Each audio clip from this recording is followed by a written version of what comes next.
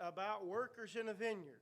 And so this first 16 verses is going to be where we're going to look tonight, and we're going to read this parable together, and we're going to draw some observations out of this for our lesson this evening.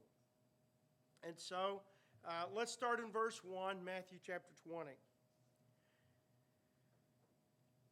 And before we start on this, I want you to notice something, because the very first phrase he says is for the kingdom of heaven. Matthew has a lot of parables that are about the kingdom. In fact, Matthew, that's one of the hallmarks of Matthew are those kingdom parables. The gospel that has a lot of parables is Luke. Luke has the majority of the parables. That's kind of what Luke does. Luke has those parables, and Luke has the most recognizable ones. The Good Samaritan, the prodigal son. Those are the two most common and most powerful ones.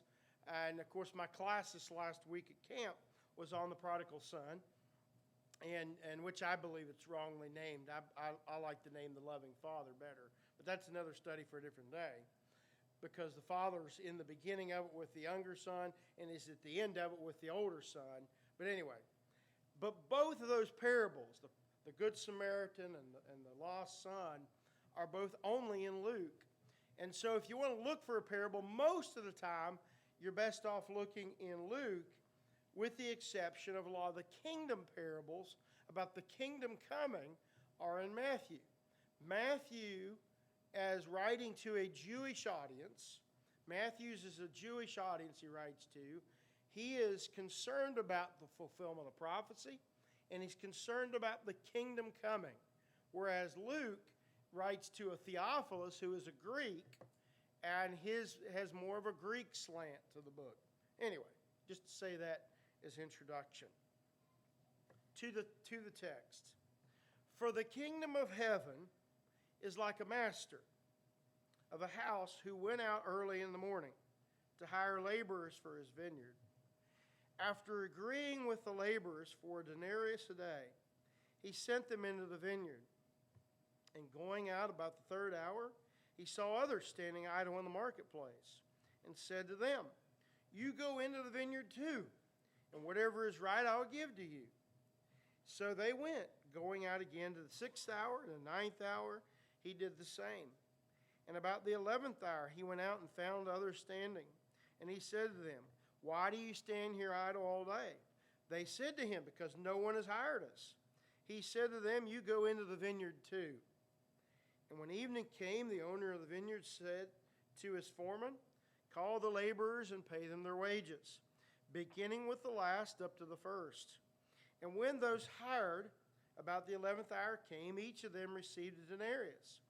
Now when those hired first, they thought they would receive more, but each of them also received a denarius. And on receiving it, they grumbled at the master of the house, saying, "These last worked only 1 hour, and you have made them equal to us, who have borne the burden of the day and the scorching heat." But he replied to one of them, "Friend, I am doing you no wrong.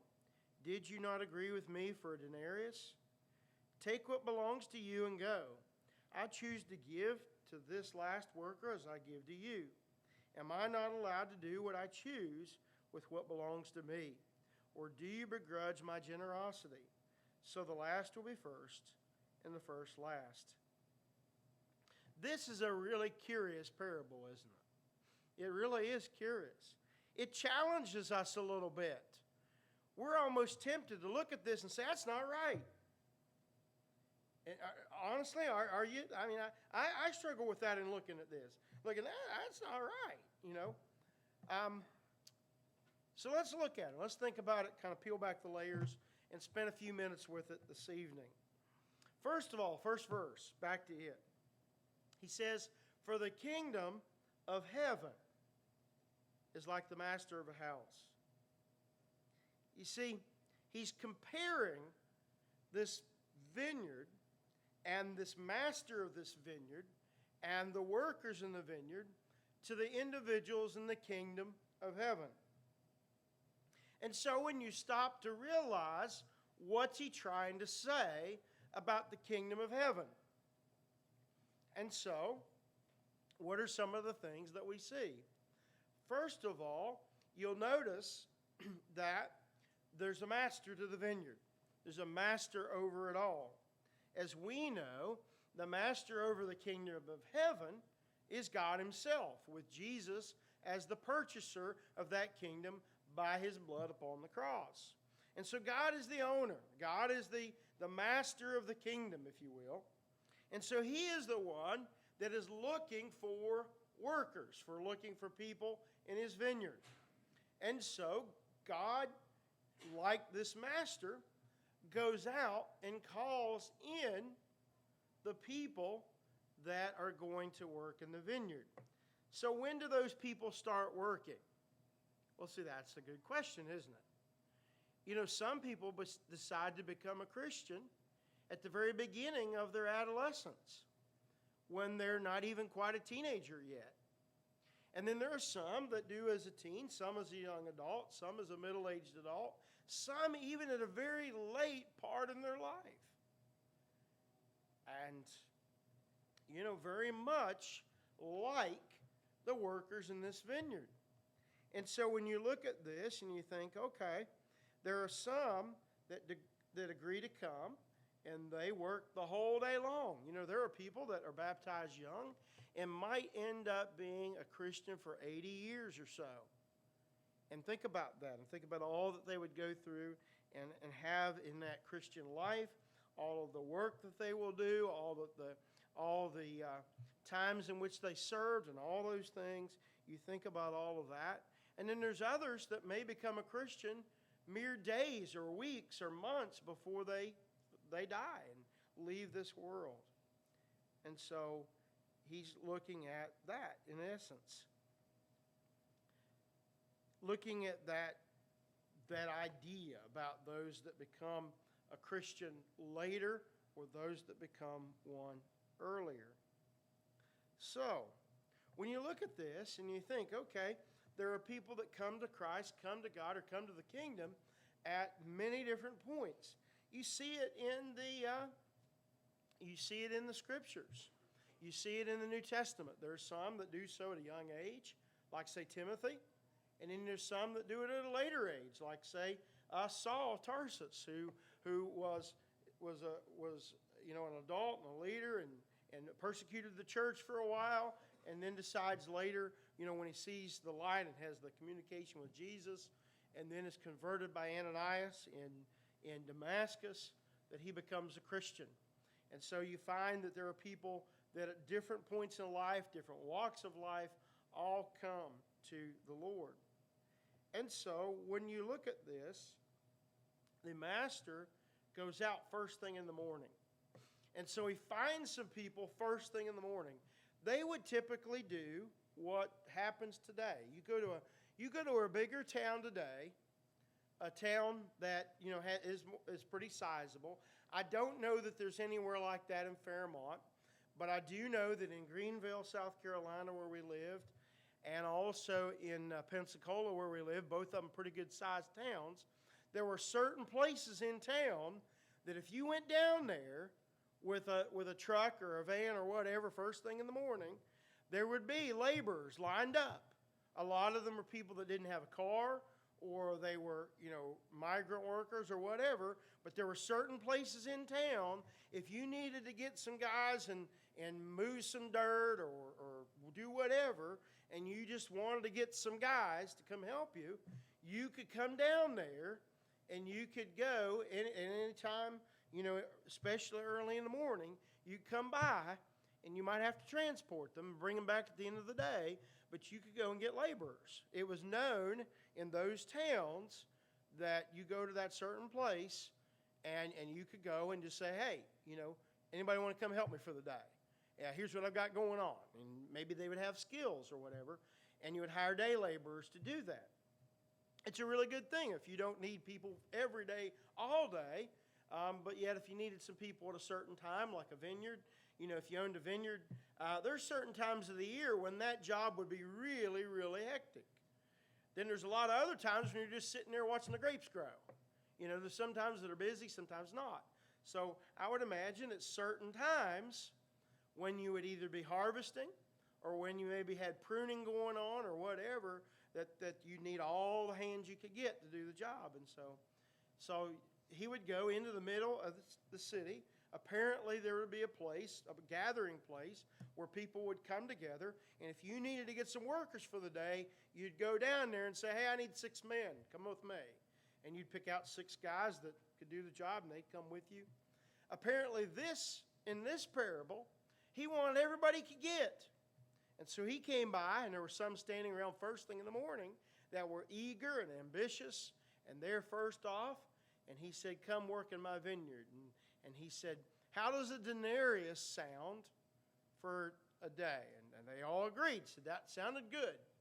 And generally in that day and time, a denarius was what was a normal day's wage. You could feed your family on a denarius and have enough left over to buy a few other things. It was a good, honest day's pay for work. And so something that would be a normal day's wage. And so that was a good, generous day's pay for a good day's work. And so the master sets them to working in the vineyard. And he comes back at the 3rd hour, and the 6th hour, and the 9th hour, and the 11th hour. And you know what? You know what happened? There were some that showed up at the 3rd hour that weren't there first thing in the morning. They maybe weren't quite so ambitious.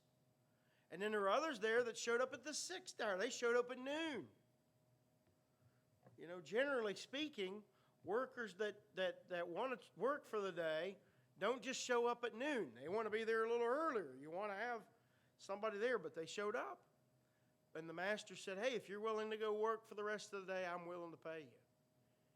You notice, though, that the workers from the 3rd hour through the 11th hour, he does not tell them, or at least it doesn't say that he tells them, what he's going to pay them. He just says, go and work, and I'll pay you what's right. And they decide to go. They have no understanding as to what they're going to make. They just know it's better than they were going to do standing around doing nothing. And so he goes back at each and every one of those times. I'm not sure what those ones are thinking that didn't show up to the 11th hour, but that's what they did. And he picks them and he sends them, and they go and they work for 1 hour. Those people showed up at the job site based on their time frame at 5 o'clock in the afternoon. About the time everybody else is ready to quit, start winding down for the day, they show up. So they come and they work, and we're not told about the quality of anybody's work or the eagerness with which anybody worked, but they all worked up until the last hour, which would be the 6 o'clock hour. As far as their rendering of time, the 12th hour would be 6 p.m. in the evening. So they all worked up until that time.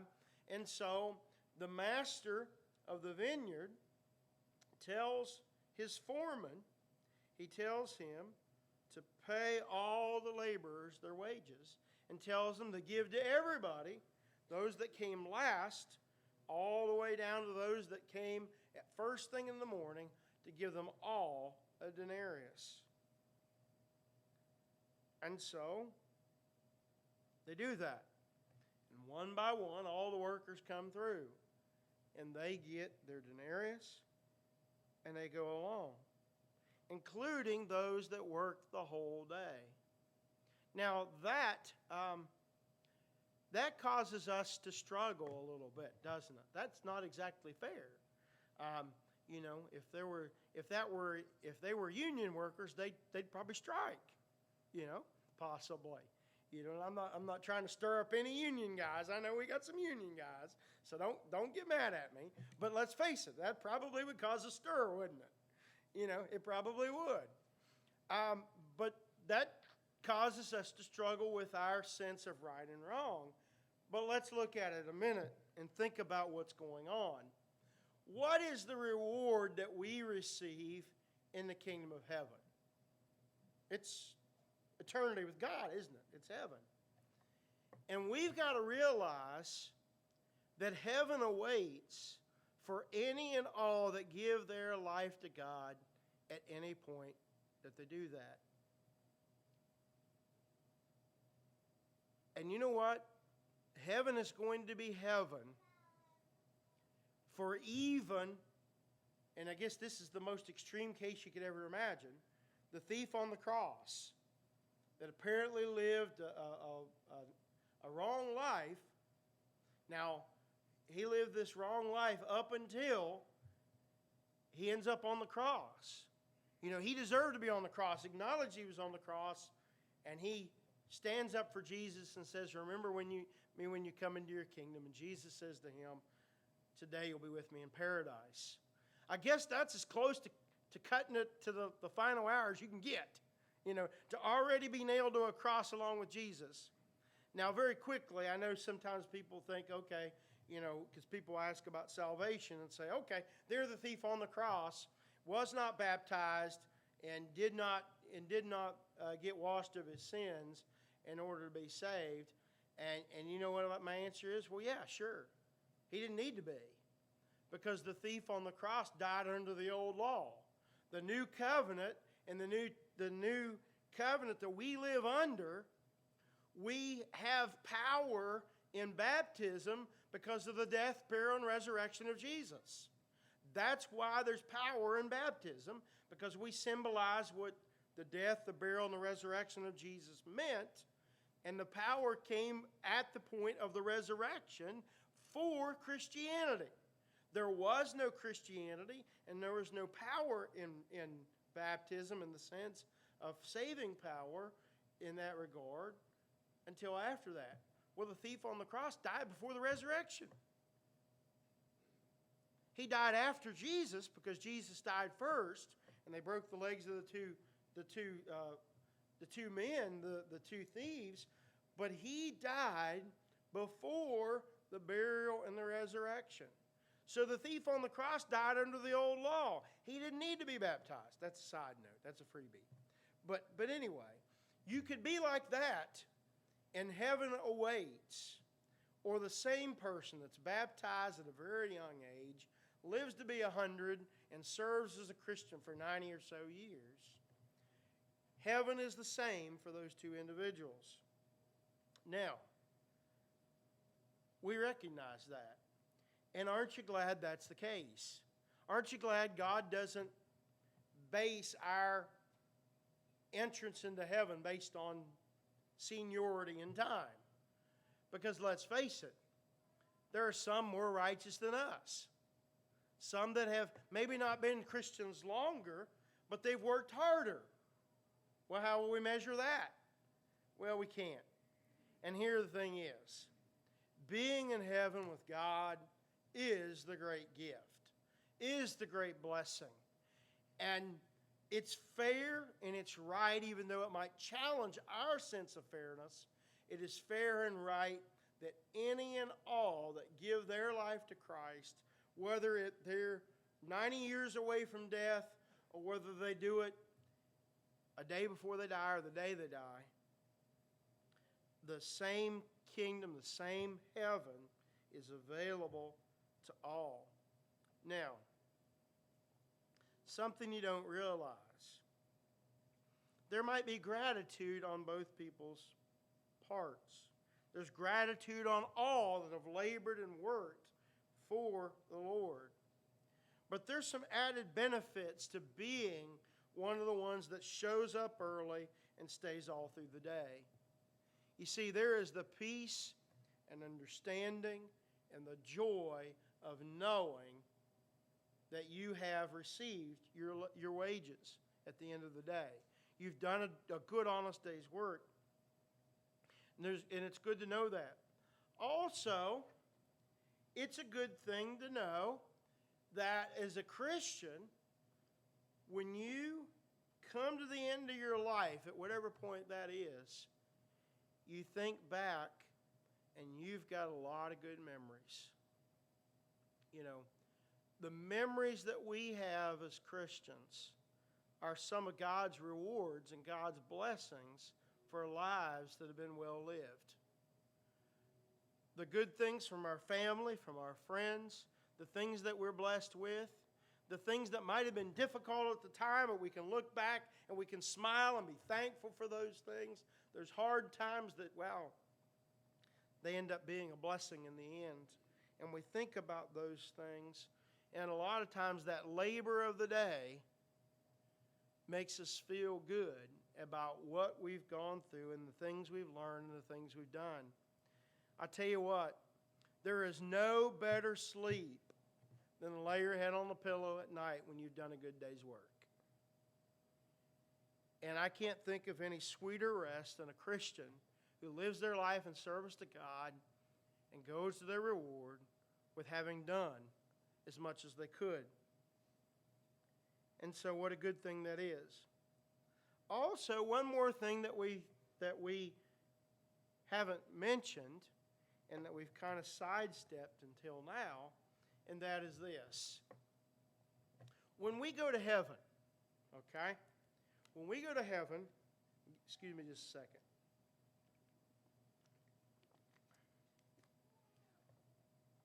When we go to heaven, what is going to be the avenue with which we get in? Is it going to be our good works? Is it going to be our labors? How much we benefited the kingdom? No, it's not, is it?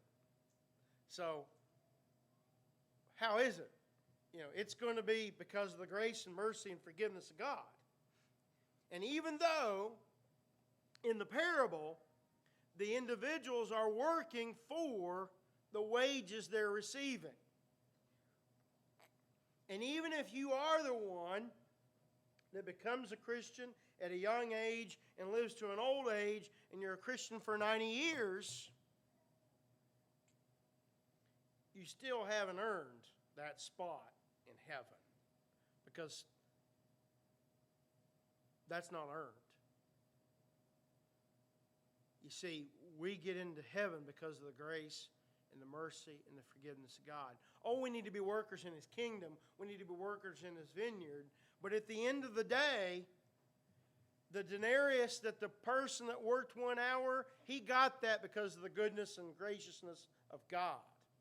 The one that worked at 9 o'clock, that worked at the 9th hour, the 6th hour, the 3rd hour, and yes, even the guy that worked all day, they all received what they received because of God's goodness. God helps us to do His will by giving us the strength and the ability and the blessings of it. There are great blessings to living a long Christian life, and it really is a great thing to be able to do that. For me, I mentioned to you this morning at the beginning of my sermon that I get so much out of camp and being able to be with the people. And I'll tell you, one of the things I get is because I'm able to be there at camp with people I knew back when I was a kid. And I'm still a relatively young man, but the years are ticking by. And when I was a kid, it was 30 or so years ago.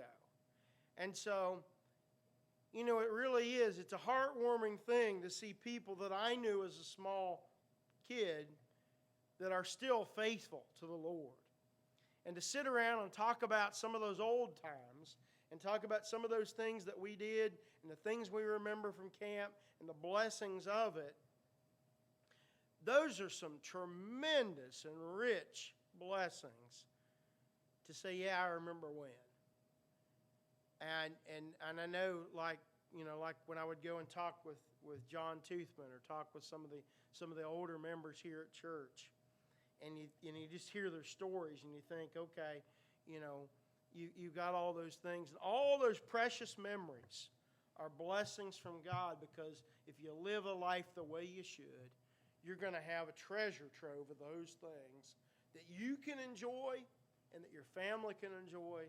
And I just have to wonder, we don't know exactly what all we're going to do in heaven, but I believe that some of those good memories we have of the labors and the good things that we go through, and there's precious memories will carry with us, and we'll be able to relay those and remember those and be blessed by those things in eternity.